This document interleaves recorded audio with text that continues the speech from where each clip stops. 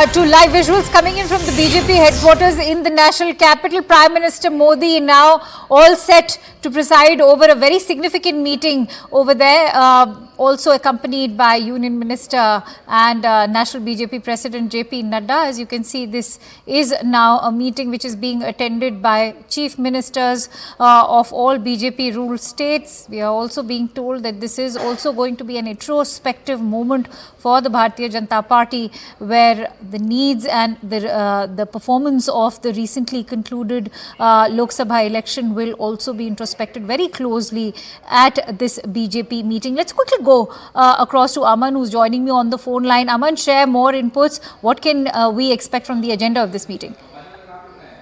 See, this is the first major meeting happening of BJP's chief ministers after the 2024 Lok Sabha elections, and the Prime Minister will be chairing this discussion today, and this will also continue tomorrow. So more of a stock taking of the 2024 Lok Sabha election results and also the way ahead, because important three state elections are coming up in the next 2 to 3 months: Haryana, Maharashtra and Jharkhand, as well as Delhi early next year. So the Prime Minister would be keen to know the party's preparations for these very crucial state elections coming up next.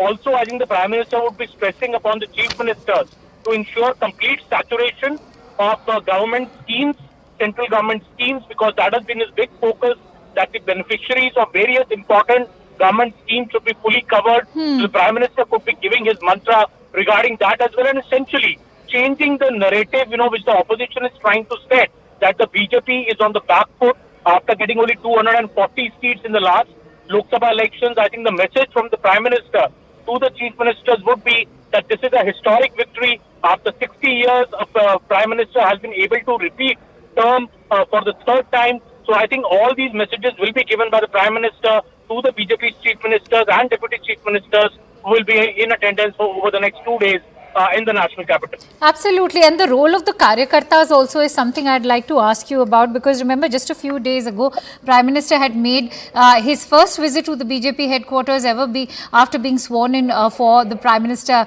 for a third time. And the message was also delivered to the Karyakartas over there also, as the idea behind that visit was to boost the morale of the Karyakartas. Having said that, what is the preparation from the ground level that you're learning about?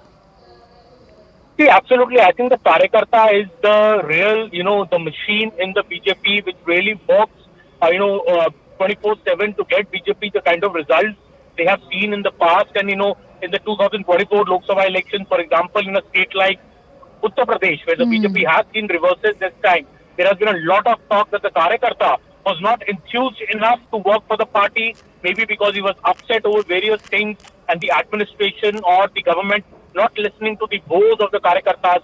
So I think the Prime Minister would give primacy to the Karyakarta of the party, give that message also to the chief ministers and the deputy chief ministers that the Sangathan is very, very important, and going into the next election season, it is very, very important for the Sangathan to have good samanvay, as they say. Also, this talk about, lack of coordination between the RSS and the BJP. Maybe the Prime Minister would also be giving a message on that count. A new working president of the BJP also has to be appointed, we believe, by the end of next month. So maybe this meeting will also throw some light on who are the contenders for that important post, as Mr. JP Nadda's term as BJP president is already ended. That's a very interesting point that you've just made, Aman. Let me quickly go across to Payal also, who's joining us on the phone line. Payal, you heard what Aman had to say. What are you learning in terms of the buzz surrounding the post of the working president of the BJP? When a meeting like this takes place, Akansha, then the discussion is on, how the government has functioned over the years, what are the policies of the government, what are the schemes and what is the impact. Obviously, organization discussions are taken separately. To my knowledge, there is going to be no discussion on the organization over here, because all the people who are meeting are either central ministers or probably, who've been holding the constitutional posts of chief ministers or deputy chief ministers.